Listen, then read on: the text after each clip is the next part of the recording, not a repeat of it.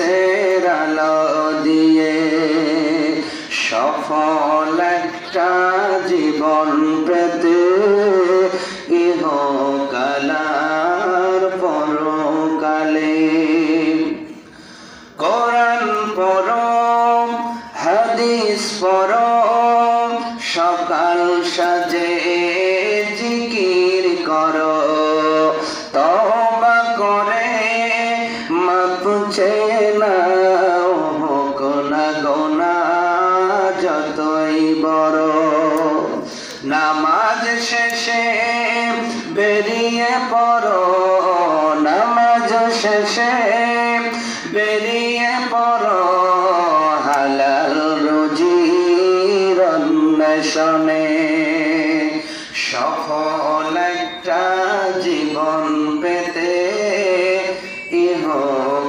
ইহকালার পরকালে আল্লাহ রাব্বুল আলামিন বলেন পৃথিবীর বান্দা-বান্দী শোনো وَإِذْ أَخَذْنَا مِيثَاقَ بَنِي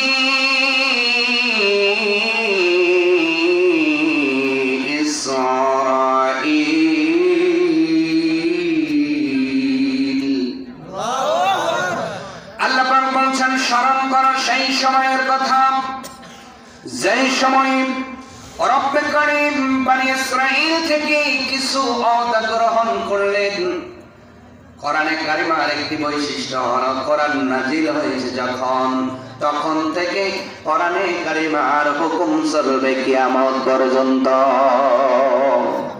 সুবহানাল্লাহ কোরআনের হুকুম সাহাবীদের মাঝে শেষ হয়ে যায় নাই তবে তাবিঈনদের মাঝে কোরআনের হুকুম শেষ হয়ে যায় নাই এই কোরআনের হুকুম চলবে ততদিন সূর্য উঠবে যতদিন কোরআনের হুকুম চলবে ততদিন সূর্য ডুববে যতদিন কোরআনের হুকুম চলবে ততদিন এই পৃথিবী থাকবে যতদিন এরপরে যেই দিন জাজমেন্টে চলে আসবে পুরস্কারের দিন চলে আসবে যেই দিন আল্লাহ ফয়সালা করবেন ওই দিনটার নাম হলো কিয়ামতের দিন ওই দিন আসার পরে আল্লাহ পাক বলেন আর কোরআন মানলেই কি না মানলেই কি কারণ ওই দিন আমি আল্লাহ বিচার করে কিছুকে জান্নাতি আর কিছু লোককে জাহান্নামী বানিয়ে দেব আমাদের কারণে এইজন্য এরপরে আর কোরআন মানার প্রয়োজন হবে তাহলে পৃথিবী যতদিন টিকে থাকবে কোরআনের হুকুম বলবৎ থাকবে ঠিক না আল্লাহ রাব্বুল আলামিন বলছে বান্দা বান্দি শোনো আমি সেই সময়ের কথা স্মরণ করছি যেই সময়ে বনি ইসরাঈল থেকে আমি আল্লাহ কিছু ওয়াদা গ্রহণ করলাম তার ভিতরে এক নম্বর ওয়াদা হলো লা তা'বুদুনা ইল্লাল্লাহ আল্লাহ ছাড়া অন্য কারো ইবাদত করা যাবে না তা'বুদু আল্লাহ এখানে মুজারের সিগা দিয়েছেন আলেম আছেন যারা বুঝবেন তারা ভালো মুজারের সিগার ভিতরে দুইটি কাল আছে একটি বর্তমান আর একটা ভবিষ্যৎ তার মানে আল্লাহ রাব্বুল আলামিন বোঝাচ্ছেন লা তা'বুদুনা ইল্লাল্লাহ এই শব্দের অর্থ হলো ওই সময় যখন আয়াত কারিমা নাযিল হলো এই আয়াতের হুকুম তখনও ছিল এখনো আছে কিয়ামত পর্যন্ত থাকবে আল্লাহ পাকের ইবাদত ছাড়া অন্য কারো ইবাদত করা যাবে না হুকুম কার আল্লাহর আদেশ কার আল্লাহর এইজন্য মসজিদে যাওয়ার পরে আপনাকে চিন্তা করেন দেখেন তো এই দামি মাথাটা অন্য কারো কাছে নত হয়েছে কিনা যদি হয় আপনার ইবাদত কবুল হবে না আজকে মানুষ হইয়া মানুষের কাছে মাথা নত করে এমন মানুষ আছে না নাই আজকে বলেন কেন আছে না নাই মানুষের কাছে মাথা নত হতে পারে না মাথা একজনের কাছে নত হবে তিনি কে আল্লাহ আমি আপনাকে সম্মান করব আপনাকে রেসপেক্ট করব আপনাকে আমি মর্যাদাবান মানুষ হিসেবে গণ্য করব আপনাকে সম্মান করব কিন্তু এই দামি মাথাটা কোন মানুষের কাছে নত হবে না নত হবে একজনের কাছে মন খুলে বলেন তিনি কে ইয়্যাকা না'বুদু ওয়া ইয়্যাকা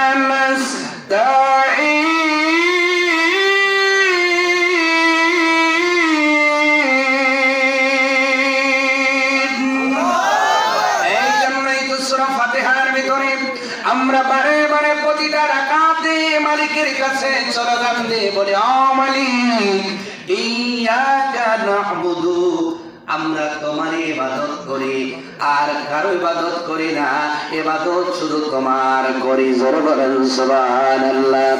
ওয়া ইyyaka নাস্তাঈন, এবং আমরা সাহায্য চাবো একজনের কাছে, তিনি কে? সাক্ষ্য দেয় কে? আর বিয়ের পরে 5 বছর সন্তান হয়নি, যাই খাজা বাবার কাছে। ঠিক আছে, 5 বছর বেটা হয় না, ও বাবা তেল করা দেন, পানি করা দেন, তাবিজ কইরা দেন। আপনি নামাজে পড়লেন কি আর জীবনে করলেন কি? নামাজে বললেন ইয়াকা না'বুদু ওয়া ইয়াকা নাস্তাঈন, আপনার কাছে সাহায্য চাবো, তার মানে সন্তান দেয় একজন, তিনি কে? পৃথিবীর কোন বাবা সন্তান দিতে পারে না, পৃথিবীর কোন মানুষ দিতে পারে না, পৃথিবীর কোন শক্তি দিতে পারে না। আল্লাহ রাব্বুল আলামিন বলে, বান্দা শোনো, শুধু সন্তান নয়, তোমার জীবনে যা কিছু দরকার, যা কিছু প্রয়োজন, ও বান্দা, মায়ের গর্ভের ভিতরে যেমন করে আমি আল্লাহ তোমারে বানালাম, কেউ বানাই নাই। তোর মাথাটা আমি আল্লাহ তোর মার সাথে পরামর্শ করে দেই নাই, আমি আল্লাহ এমনি দিয়েছি। 2টা চক্ষু দিলাম, নাক দিলাম, ঠোঁট দিলাম, দাঁত দিলাম, জিহ্বা দিলাম, এরপরে কত সুন্দর করে চলার জন্য 2টা পা দিলাম, ধরার জন্য 2টা হাত দিলাম। ও বান্দাল্লাযী খলাকাকা ফাসাওয়াকা ফাআদালাক, ও বান্দা, আমি তোমার সাহায্য করি। এই যে হাতটা দেখেন, আল্লাহ কত কবজার ব্যবস্থা করেছেন, একটা আঙ্গুলের ভিতরে 1 2 3 3টা কবজার ব্যবস্থা আল্লাহ করেছেন। এই জন্য আপনার আঙ্গুলটা ইচ্ছা মতো বাঁকাতে পারেন। আল্লাহ যদি কবজা না দিত, অল টাইম সোজা হইয়া থাকতো। কত কেন? এরপরে এখানেও কবজা আছে না নাই? তারপরে এখানেও কবজা আছে না নাই? এই জায়গাতেও কবজা আছে না নাই? এই জন্য সুন্দর মতো তুমি কত সুন্দর করে হাতটা ঘোরাইতে পারো, কত সুন্দর করে ধরতে পারো, কত সুন্দর করে হাতটা ব্যবহার করতে পারো। কিন্তু আল্লাহ যদি এই কবজাগুলো না দিতেন, হাত সোজা লাঠি দিলেন কে? তোমার বাবা দেয় নাই, মা দেয় নাই, নেতা দেয় নাই, কেউ দেয় নাই, দিয়েছেন কে? আর আল্লাহ বলছেন সেই আল্লাহর ইবাদত করা লাগবে। সবকিছু দিলেন যিনি, ইবাদত পাবেন তিনি ছাড়া কারো ইবাদত গোলামি করা যাবে না। ও পৃথিবীর মানুষ শোনো,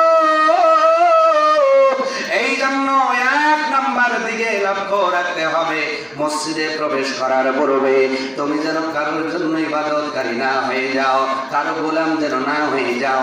আমরা একজনের গোলাম হব, আওয়াজ বাড়িয়ে বলতে হবে, তিনি কে? তার নিয়ামতের শুকরিয়া কেমনে আদায় করি, তাই বারে বারে ওই শরণে লুটিয়ে পড়ি, তাই বারে বারে তার নিয়ামতের শুকরিয়া কেমনে আদায় করি, তাই বারে বারে ওই চরণে লুটিয়ে পড়ি। নিয়ামতের শুকরিয়া আদায় করে শেষ করা যাবে না। অফুরন্ত নিয়ামত আল্লাহ আপনার বডির ভিতরে দান করেছে, শুধু বডির ভিতরে দিয়ে শেষ করেন নাই, এই শস্য শ্যামলাকে পৃথিবীকে আল্লাহ পাক দিলেন, এই অক্সিজেনটাও একজন সার্ভিস দিচ্ছে। জোরে বলেন, তিনি কে? এই ধান করার জন্য আল্লাহ যদি 2 মিনিট অক্সিজেন হরতাল দেয়, উপায় নাই। 2 মিনিট পর কে কে উঠে দাঁড়াবেন? আপনি না, কেউ দাঁড়াবেন, কথা বলেন না। আজকে তো নামাজ পড়েন না, আল্লাহর হুকুম মানেন না। আল্লাহ পাক বলছেন শুধু 2 মিনিট অক্সিজেন হরতাল দেবে। বাপের বেটা থেকে উঠে দেখা, কথা কয় না। আল্লাহ পারে তো? আল্লাহর আছে না নাই? তাবারাকাল্লাযী বিয়াদিহিল মুলকু ওয়া হুয়া আলা কুল্লি শাইইন কাদির।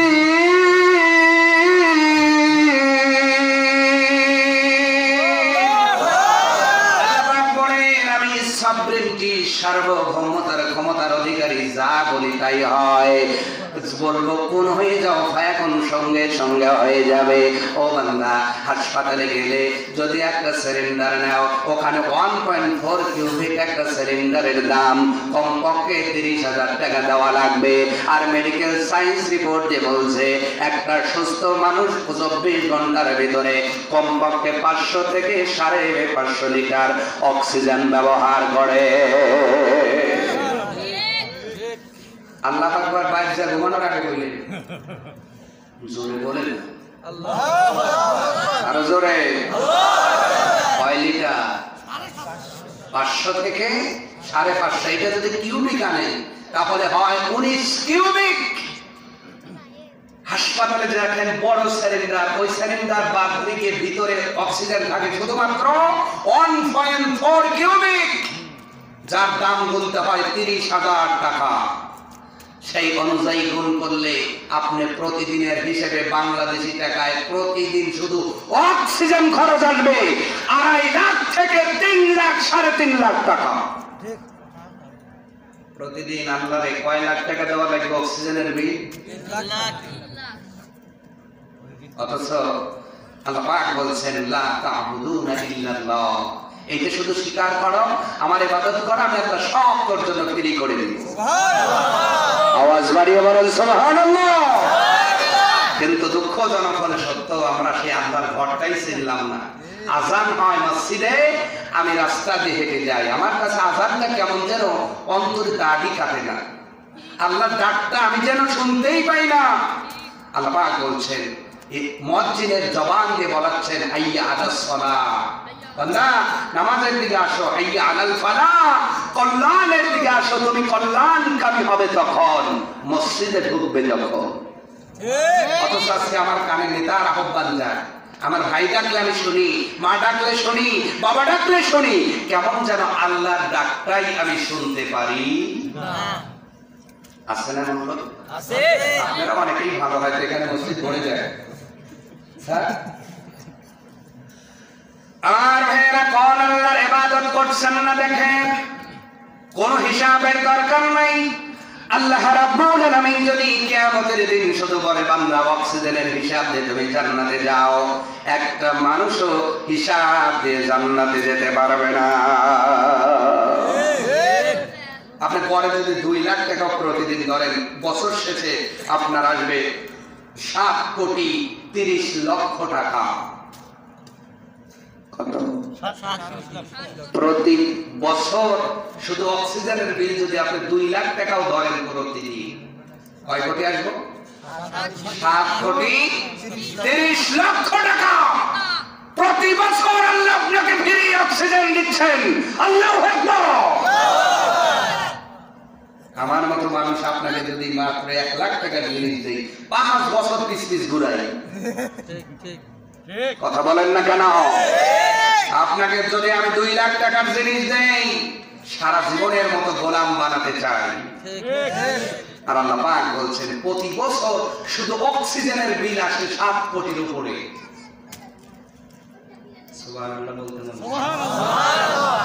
সেই আল্লাহর ইবাদত করা যাবে না ইনশাআল্লাহ? করা যাবে তো? আল্লাহ পাকের ইবাদত করতে তো এখন আর কোনো ভয় নাই, কেউ মারবে না। কিন্তু আল্লাহর ইবাদত করতে যাইয়া আমরা অতীত ইতিহাস করলে বুঝতে পারি যে একমাত্র আল্লাহর গোলামি করার জন্য আসিয়া আলাইহিস সালাম ফিরআউন তার নিজের স্ত্রী শরীর থেকে চামড়া ছিঁড়ে ছিঁড়ে লবণ আর আপনার মরিচের গুঁড়া ভরায় দিয়েছিল। অপরাধটা ছিল সে শুধু এক আল্লাহকে স্বীকার করেছে। আজকে আপনি যদি স্বীকার করেন, আপনার সাথে কি এমন করবে নাকি? করবে। জাকারিয়া আলাইহিস সালামকে জাতির লোকেরা নবী, কিন্তু উনি নবী, এরপরেও একমাত্র আল্লাহর সরমান দেওয়ার কারণে রাসালাতের কথা বলার কারণে সেও বলেছিল লা তা'বুদুনা ইল্লাল্লাহ, একমাত্র ইবাদত একজনের করতে হবে, তিনি হলো আমার মহিয়ান গরিয়ান রব। আল্লাহ ছাড়া কারো কাছে এই দামি মাথাটা নত করা যাবে না। এর কারণে জাতির লোকেরা সাইয়েদনা জাকারিয়া আলাইহিস সালামকে আপনার মাথা থেকে পা পর্যন্ত দ্বিখণ্ডিত করে দিয়েছিল। সম্মানিত ভাইরা আমার, একমাত্র আল্লাহকে স্বীকার করবার জন্য বেলালের নাম শুনবা ও পৃথিবীর মানুষ। হাবশী বিলাল, দাস বিলাল একমাত্র আল্লাহকে মেনে নেওয়ার কারণে উমাইয়ার লোক দুজনেরা আপনার কিছু হিংস্র আপনার পশু স্বভাবের যুবক লেলিয়ে দেওয়া হলো। যেই যুবকগুলো বিলালকে উত্তপ্ত মরুভূমির মধ্যে ফেলে দিল। যেই মরুভূমির ভিতরে চাউল ফেলে দিলে দুপুর বেলায় মুড়ি হয়ে যায়, ধান ফেলে দিলে ক্ষয় হয়ে যায়, উত্তপ্ত মরুভূমির ভিতরে হাবশী গোলাম কালো বেলালকে যখন দেওয়া হলো, ওই বেলালের উপরে আবার বড় পাথর বুকের উপর চাপা দেওয়া হলো, আর বলা হলো এইবার তোমার আল্লাহকে ডাকো। কিন্তু বেলাল তখনও আল্লাহকে ডাকা বাদ দেয় নাই, কারণ বেলাল জানে লা তা'বুদুনা ইল্লাল্লাহ। বেলালের কষ্ট হয়, উনি জিকিরটাও বন্ধ করে দেন নাই।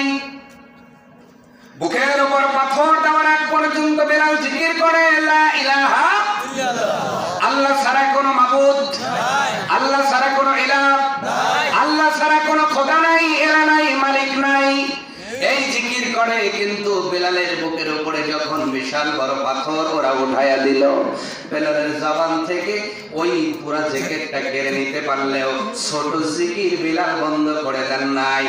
ও তখন বেলাল শুধু আপনার কষ্ট গেরা ওই যে কষ্টে রক্তে রঞ্জিত কণ্ঠ দিয়ে যেন বারে বারে শুধু বলছে আহাদ আহাদ আহাদ, জোরে বলেন সুবহানাল্লাহ। উলহু আল্লাহু, আছে না নাই? আল্লাহুস লাম ইয়ালিদ ওয়া লাম ইউলাদ ওয়া লাম ইয়াকুল লাহু কুফুয়ান আহাদ, আছে না নাই? আহাদ নামের জনগান বেলাল নামা শুরু করল। শুধুমাত্র আল্লাহকে মেনে নেওয়ার কারণে বেলালের উপরে অকথ্য নির্যাতন নিপীড়ন আসলো। আল্লাহ শুধুমাত্র গোলামি করব, আল্লাহ ছাড়া কারো গোলামি করা যাবে না, এই স্লোগান দেওয়ার কারণে প্রতিটা নবীর পিছনে শত্রু লেগেছিল। যেই নবীর মতো নবী পৃথিবীতে আসবেন না, ওই রহমাতাল লিল আলামিন নবী মুহাম্মদুর রাসূলুল্লাহকেও শুধুমাত্র এই স্লোগানের জন্যই পাথর মারা হয়েছে। আমার নবী যখন বললেন একমাত্র আল্লাহর ইবাদত করা লাগবে, ওই জাতির লোকেরা নবীকে পাথর মারলো। উহুদের ময়দানে দান বানর শহীদ হয়ে গেল। ও ধানগড়ার মানুষ, যেই নবীর গায়ের উপরে মশা মাছি পড়া পর্যন্ত হারাম করে দিয়েছেন আল্লাহ, ওই নবীও পৃথিবীর জমিনে তার শরীরের রক্তগুলো ঝরিয়েছেন একটা মাত্র স্লোগানের জন্য, সেটা হলো লা তা'বুদ লা তা'বুদুনা ইল্লাল্লাহ। এটার গুরুত্ব কি মনে করে? অতএব আমরা ইবাদত বলে যা বুঝি সব হবে কার জন্য? আল্লাহ। পৃথিবীর কোন মানুষের জন্য কোন মানুষ ইবাদত করতে পারে না। কিন্তু আজকে দুঃখজনক হলো সত্য, ন্যাংটা বাবার দলের লোক আছে, কথা কয় না, আবার কয় আমার বাবা আসল বাবা। কি যে আসল সব তো দেখাই যায়, তাও কয় আসল বাবা, কথা কয় না। এই জন্য আমাদের কাউসারি সাহেব বলে গেছে, তোর বাবা যদি ন্যাংটা থাকে না জানি তোর কপালে কি লেখা আছে। একবার কবরে যা দেখো, এত জোরে কবরটা চাপ দিবে, হাড্ডি গড্ডি চুরমার হয়ে যাবে। ওই দিন মানুষগুলো বলবে লাউলা আখরতানি ইলা আজালিন করিব ফাআসাদদাকা ওয়া আকুম মিনাস সালিহিন।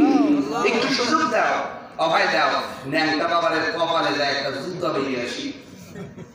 কিন্তু ফেরেশতা বলল টাইম নাই, কথা বলেন, ফেরেশতা কি বলবো?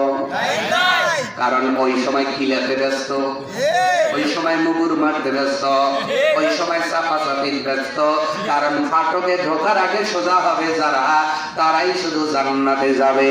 কিন্তু বেকা মানুষ যদি কবর নামক ফাটকে যায়, চাপের কারণে মক্কা হয়ে সোজা হইব। সেই সোজা হওয়ার পূর্বে সোজা হওয়া লাগবে। বেকা হয়ে যারা যাবা, সোজা করার ব্যবস্থা করে রেখেছেন কে? কবরে কি 3 বিঘা জায়গা নাকি? এই পাশে থেকে যাবে, এ পাশেও পাটাও থেকে যেতে চায়, মাথাটাও থেকে যেতে চায়। ডাইনে মাটি বামে মাটি, ডাইনে বামে মাটি আমার মাটির বেসানা, ডাইনে বামে মাটি আমার মাটির বিছানা। আছে না নাই? অতএব সেই কবরে যাওয়ার পূর্বে সোজা হও পৃথিবীর মানুষ। শোনো, এই জন্য বিলাল কষ্ট করলো, সাহাবী আজমাইন কষ্ট করলো। আব্দুল্লাহিল বাজাজাইন, বাজাজাইন শব্দের অর্থই হলো 2 টুকরা কম্বলওয়ালা, শুধুমাত্র আল্লাহকে মেনে নেওয়ার কারণে। আল্লাহ একজন, উনি ছাড়া দ্বিতীয় কেউ নাই, এটা স্বীকার করার কারণে তার চাচা এমন অবস্থায় বাড়ির থেকে বের করে দিল, পরনে সুতা পর্যন্ত ছিল না। উলঙ্গ যুবক সন্তান ডাক দেমার কাছে চলে যায়।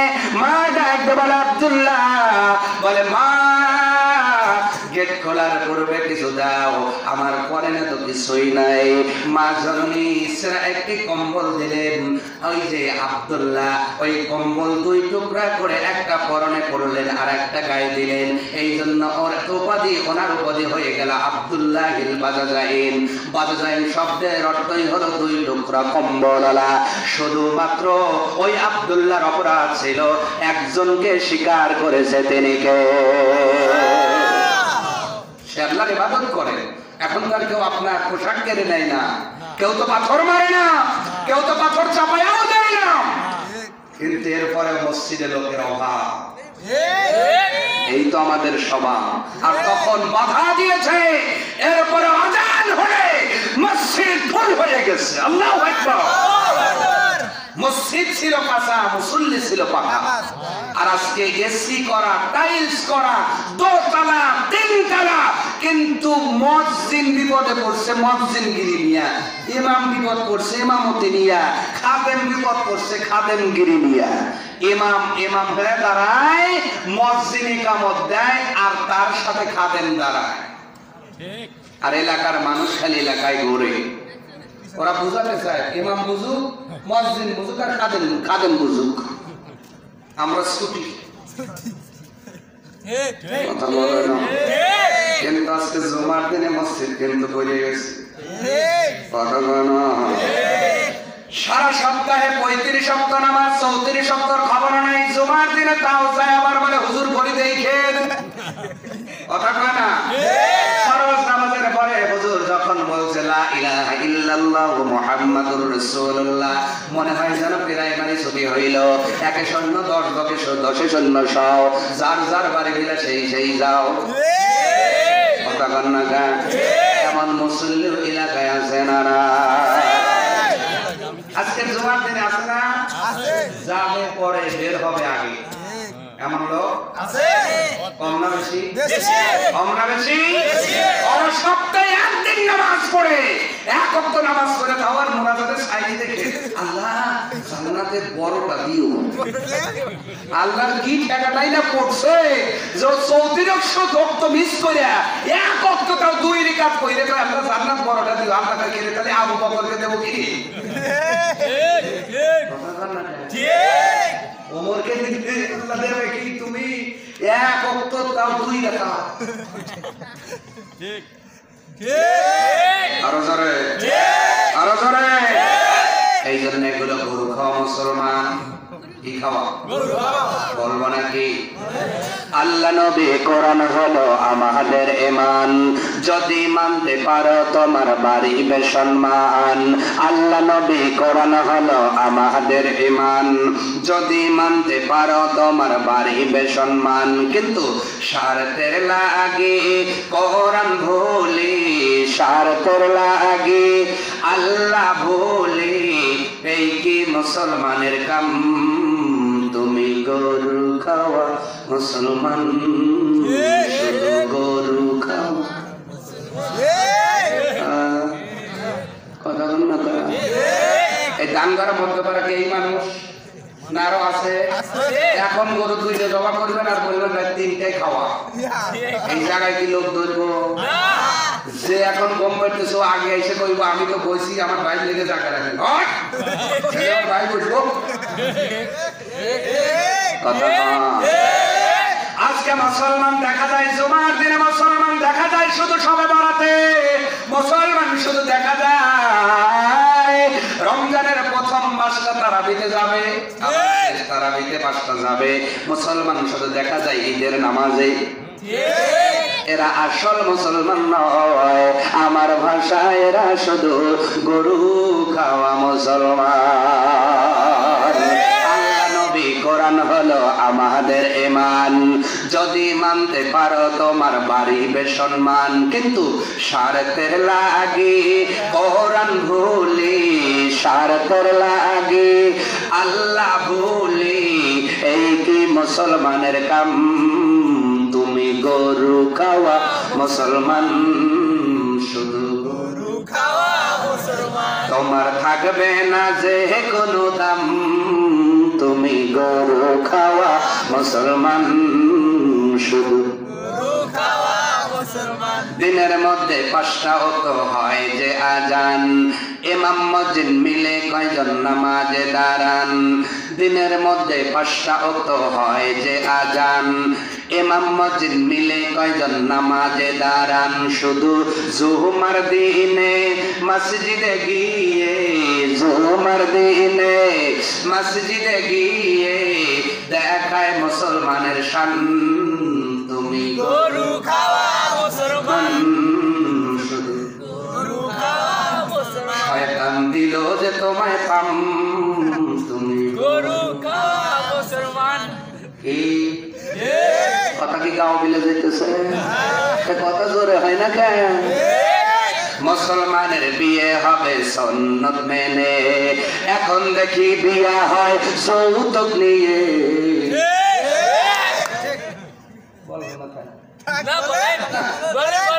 বেশি কষ্ট হইব না তো? কোন সাহাবী যৌতুক নিছে? কোন তাবী নিছে? কোন নবীর জীবনী আছে? কোন ওলির মা বাবার বিয়ে যৌতুক আছে? আর আপনি যৌতুক দিয়ে বিয়ে করে সাওয়ালে খানো হয়া বেকায়দা ফেলছেন আমাদের মতো হুজুরদের। হুজুর দোয়া করেন হুজুর যেন ফেরেশতা স্বাস্থ্য ভাই হয়। অত সহজ না, যৌতুক ছাড়া বিয়ে করা লাগবে। কথা বলেন না কেন? মিয়ার বাপ গুলো যে খুশি হইতেছে, সোনার হুজুর আসিলে কইরি প্রতি বছরে সাইকেল করে যাও সাথে হুজুর দিয়ে।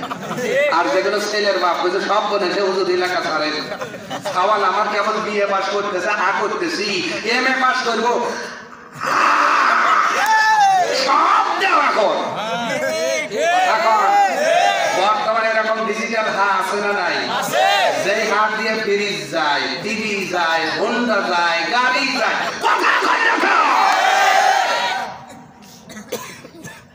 যৌতুক নিয়ে আইসে আবার বিয়ে, আবার ওই যে শয়তানের বক্সও বাজে। এগুলো আপনাদের এলাকায় নাই। কথা কইতেছে আপনারা সবাই আল্লাহর ওলি। আছে আছে লা তা'বুদুনা ইল্লাল্লাহ, আল্লাহ ছাড়া কার ইবাদত করা যাবে? বিয়েতে বক্স বাজানো কার ইবাদত? শয়তানের ইবাদত। কথা বলেন না? শয়তানের। বিয়েতে যৌতুক নেওয়া কার ইবাদত? শয়তানের। শাস্ত্রে চা খাওয়ার সময় গীবত করা কার ইবাদত? শয়তানের। আইলে যায় কেউ নাই, আইল দেখবে না যে এখন ইদি লাগাবে, আস্তে করে তুলে আদা ওই দিকে বেরছে। এটা কার ইবাদত? শয়তানের। হ্যাঁ শয়তানের। গোস্ত কিনতে যাইবেন, টাকা দিচ্ছেন 5 কেজির, মাগার বাড়িতে এসে দেখবেন 4 কেজি 700 গ্রাম, 300 গ্রাম কি ফেরেশতা নিয়ে গেছে? কথা কয় না। ওজনে কম দেওয়া কারে বাধা? এইগুলো আছে না নাই? বেপর্দায় থাকা কারে বাধা? বিয়ার পরে স্বামীর কথা না শোনা কারে বাধা? সব শয়তানি তোমার জীবনে ভরে আল্লাহর কাছে জান্নাত চাও, লজ্জা করা দরকার। আজকে ওই লাগবে না স্যার, পাউডার ছাড়াই অসুবিধা। কথা বল না, মোনাজাত দেব। তাহলে আল্লাহ পাক নামাজ শিখাচ্ছেন, নামাজে যাওয়ার পূর্বে এই জিনিসগুলো দেখো, তোমার ভিতরে শয়তানি বেশি না আল্লাহ ইবাদতকারী বেশি? শয়তানি কারখানা বলে নিয়ে নামাজে যাবো। আপনি দেখে তো মানে অজগর আলাইহিস সালাম।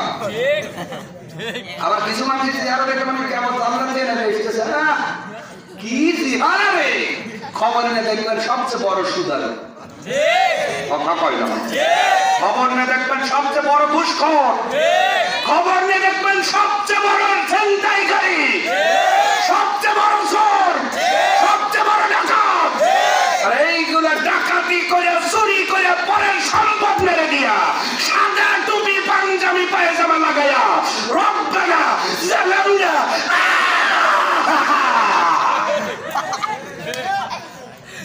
কথা ঠিক কথা কর না। এই যে সবে বড় আসতেছে না, জন্মের কাটা কাটবি, অথচ যখন আসছি আসার আগে সুদের টাকায় দিন বলে খায় আসবি। ইনশাআল্লাহ করবে আল্লাহ।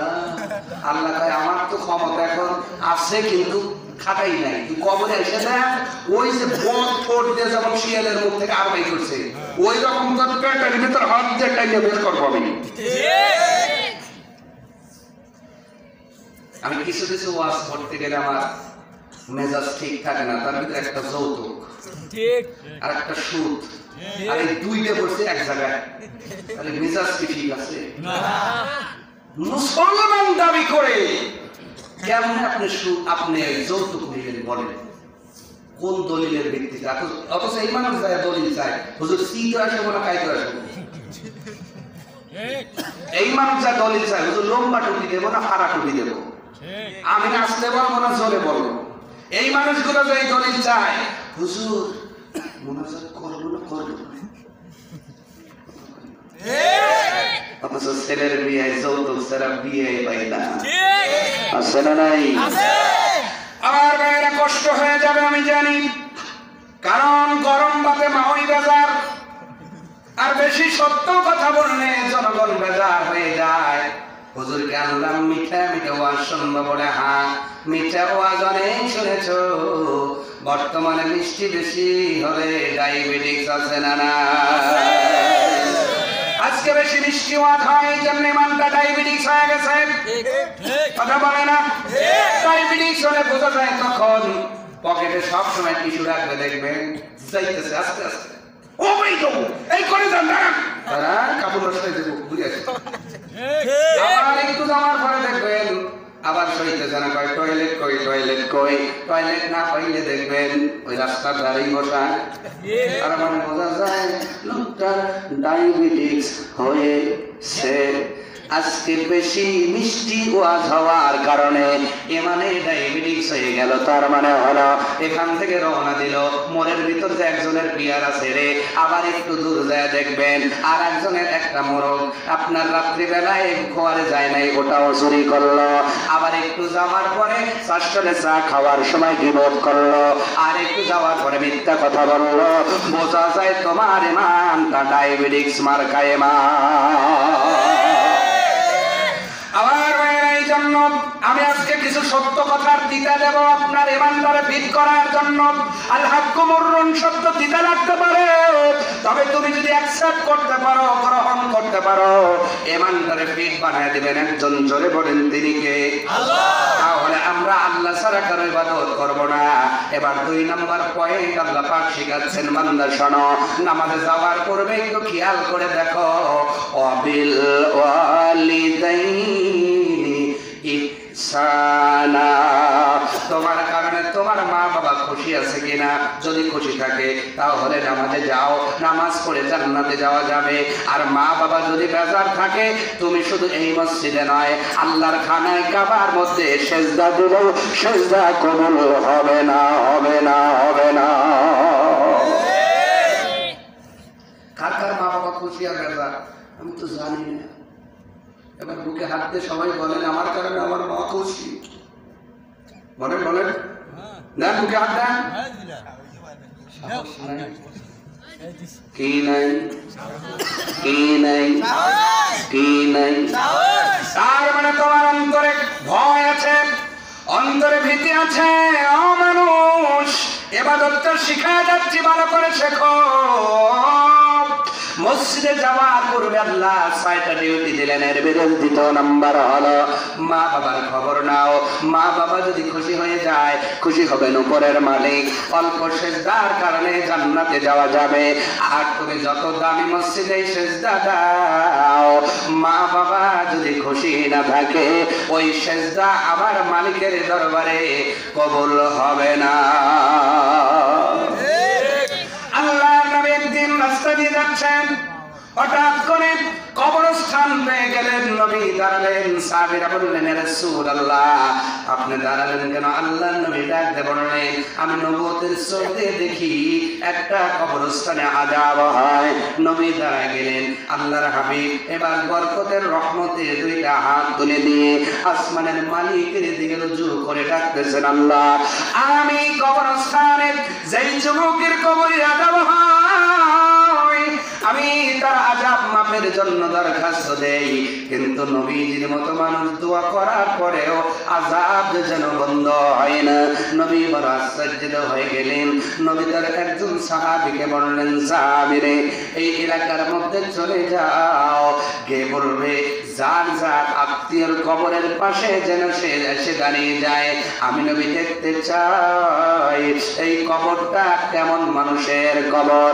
সাহাবী যাইয়া এলাকার ভিতরে ইলাম করে দিল, প্রচার করে দিল, ও এলাকাবাসী, আল্লাহর হাবিব এসেছেন।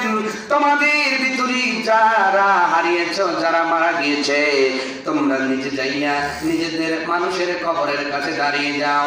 সমস্ত মানুষ এসে যার যার আত্মীয়র কবরের পাশে দাঁড়িয়ে গেলেন। নবী আরেকটু অবাক হইলেন, দেখলেন ওই কবরের পাশে কেউ দাঁড়ায় নাই। নবী আশ্চর্যিত হচ্ছেন। অল্প সময় পর দেখা গেল একজন বৃদ্ধা মা হাঁটি হাঁটি পা পা করে এসে ওই কবরের পাশে দাঁড়ায় গিয়েছেন। আল্লাহর নবী আখিরি জামানার পয়গম্বর রাসূল আরবী সাল্লাল্লাহু আলাইহি ওয়াসাল্লাম বললেন, মারে, এই কবরের ভিতরে কে ঘুমায় আছে? মা জননী ডাক দিয়ে বললেন, এই কবরের ভিতরে আমার সন্তান ঘুমায় আছে। আমার নবী ডাক দিয়ে বললেন, মারে,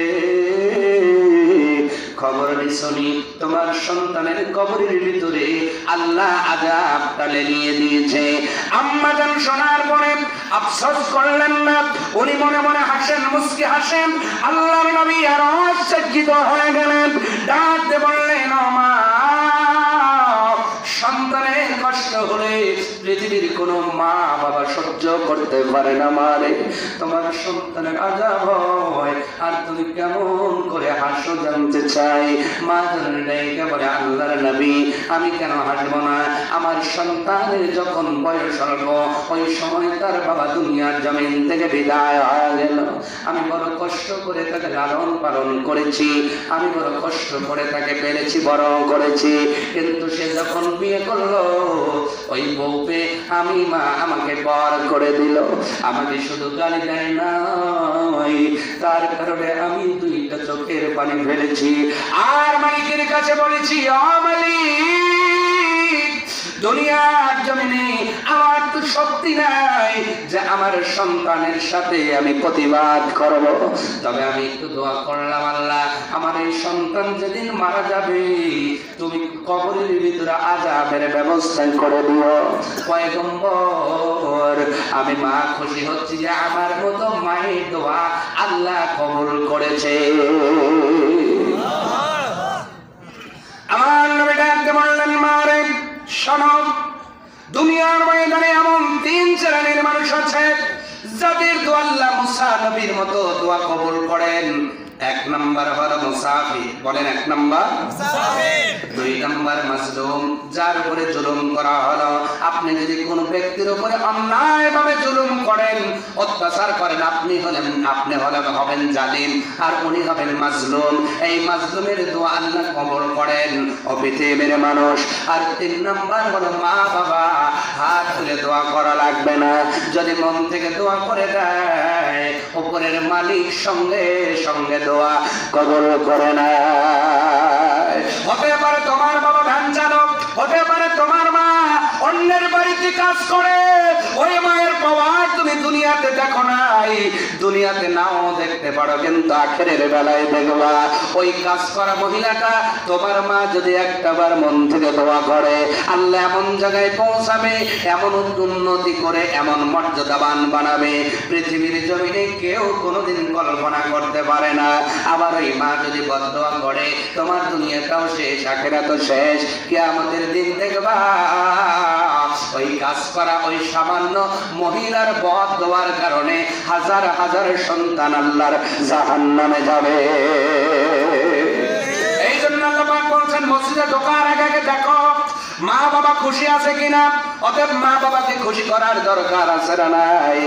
ও ধান গড়ার মানুষ, তাহলে আল্লাহ ডিউটি দিয়েছেন 6টা, বললাম হলো 2টা।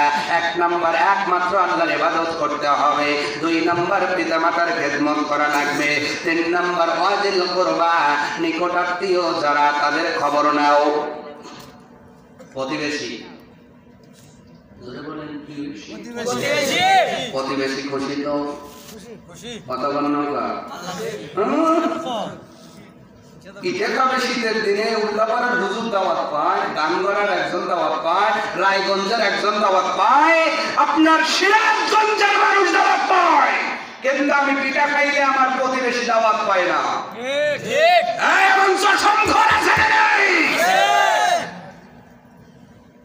প্রতিবেশীকে বাদ দিয়ে পিঠা খাইতেছো আর আল্লাহরে রব্বানা। আল্লাহর কসম দলিল দ্বারা বলছি, তোমার নামাজ আল্লাহ কবুল করবে না।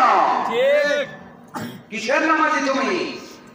কারণ তোমার বাড়িতে আগুন লাগলে যেই মানুষটা প্রথম আগুন নিভাতে আসবে সে তোমার প্রতিবেশী।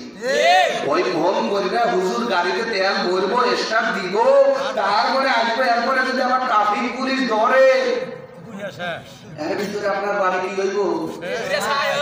আপনার ছেলে পানিতে পড়তে যাচ্ছে, পানিতে, কোথায়? পানিতে। ছোট্ট ছেলে ঘাটে গিয়েছে, ওই সময় একজন ফোন করছে, বললাম ভাই আমার ছেলে শুনলাম, আমি তো অফিসে, যান যান যান তাড়াতাড়ি, আমার ছেলে পানিতে পড়ে যাবে।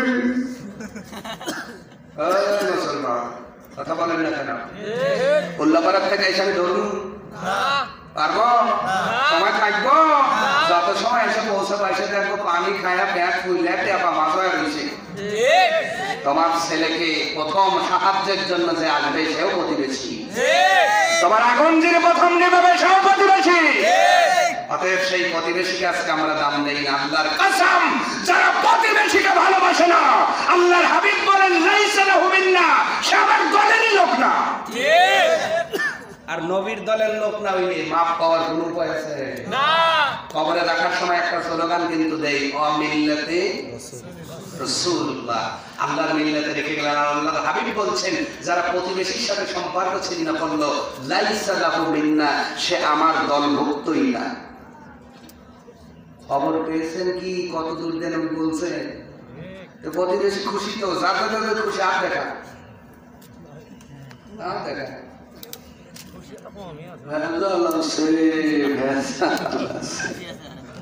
কিসের নামাজ পড়ে না?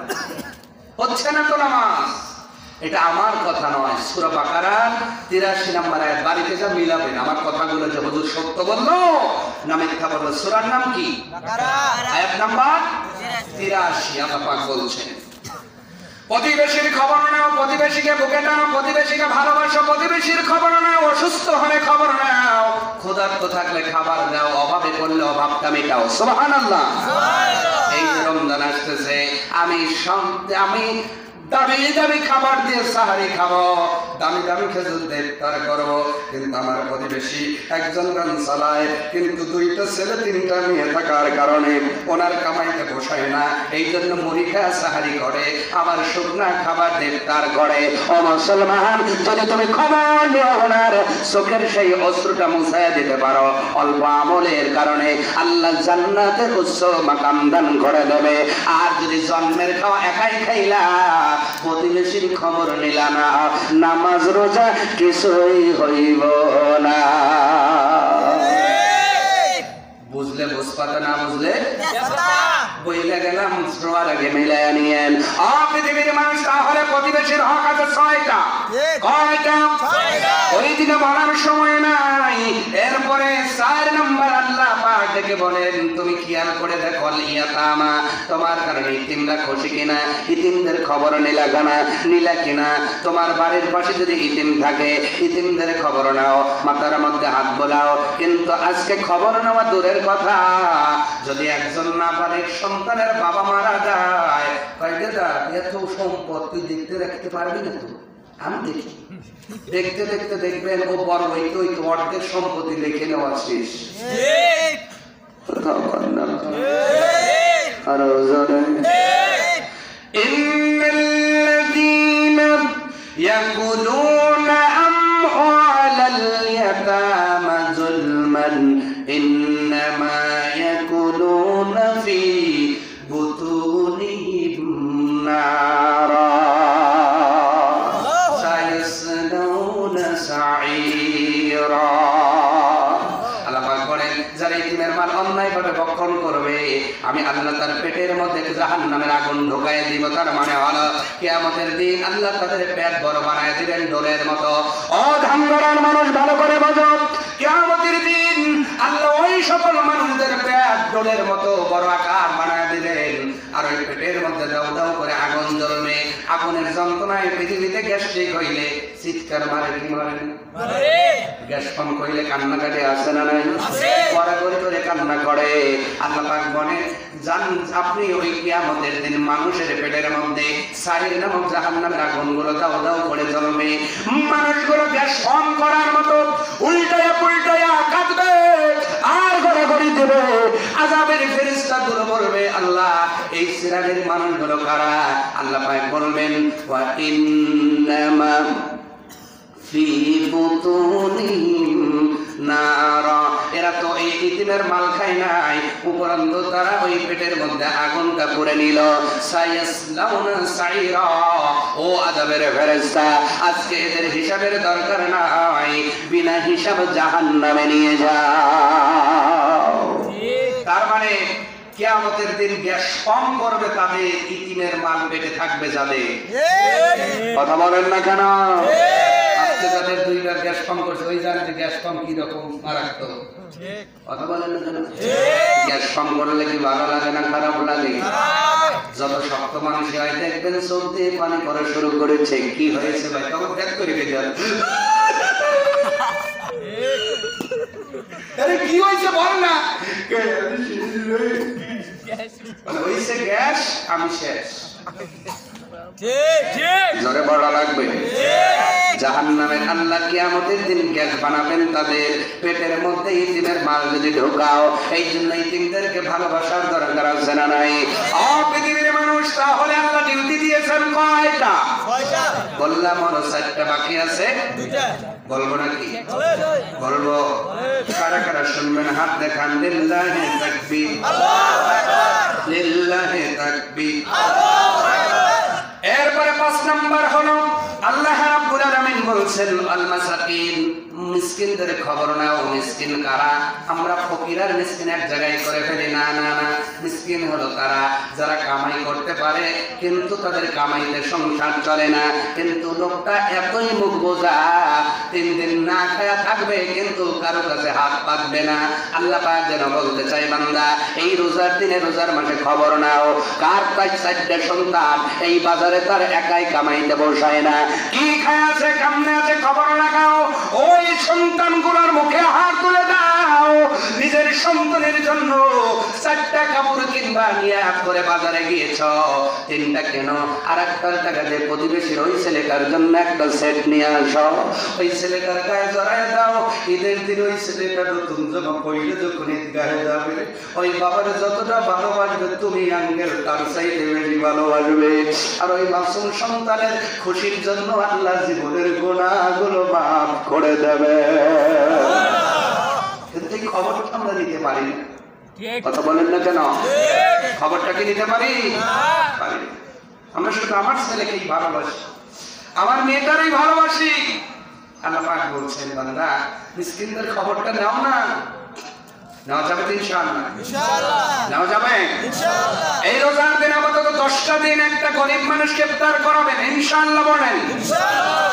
একটা গরিব মানুষের 10 দিনের সাহারির ব্যবস্থা করে দিবেন ইনশাআল্লাহ। বলেন। তাহলে দেখবেন দেশের মধ্যে শান্তি নাযিল করে দিবে একজন দিনীকে। আল্লাহ পাক আমাদের যেন তৌফিক দান করে। সকলে বলেন আমিন। মিসকিনদের খবর নেন। এরপর আল্লাহ রাব্বুল আলামিন একটি গুরুত্বপূর্ণ কথা বললেন, 6 নম্বর, এটা বলেই শেষ হবে। আল্লাহ পাক যেন বললেন, অকুলু লিন্নাসি হুসনা, মানুষদের সঙ্গে সুন্দর করে কথা বলো। রুরো বাবাই কথা বইল না, গালিগালাজ কইল না, হাইসা কথা বইল না, যেই কথা বললে অন্তরের মধ্যে কষ্ট লাগে। পৃথিবীর মানুষ শোনো, পৃথিবীর জমিনে লাঠি দিয়ে আঘাত করলে 2 বছর, আপনার 2 মাস 3 মাসের মধ্যে লাঠির বাড়িতে হয়তো মিলা যাবে, রক্ত বন্ধ হয়ে যাবে।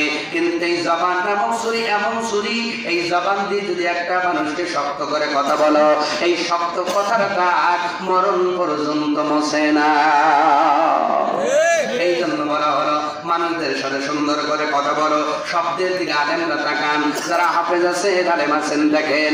আল্লাহ পাক এখানে অকুলুলিন আমানু বলেন নাই, অকুলুলিন নাস বলার কারণ হলো, হতে পারে লোকটা হিন্দু, হতে পারে বৌদ্ধ, হতে পারে খ্রিস্টান, হতে পারে পত্তলিক। পৃথিবীর জমিনে 250-এর উপরে ধর্ম আছে। যে ধর্মের লোক হোক না কেন, যেমন হোক না কেন, জেলে হোক না তোর হোক, আপনার চাকরিজীবী হোক, কৃষক হোক, ব্যবসায়ী হোক, অ্যাজ এ ম্যান উনি তো মানুষ। এই মানুষ হিসেবে মানুষদের সঙ্গে সুন্দর করে কথা বলা লাগবে। এটা একজনের হুকুম, জোরে বলেন তিনি কে? কিন্তু আজকে আমরা হিন্দু ভাইদের সাথে ভালো করে কথা বলতে পারি না, এমন লোক আছে না নাই? আপনি অহংকার করেন না।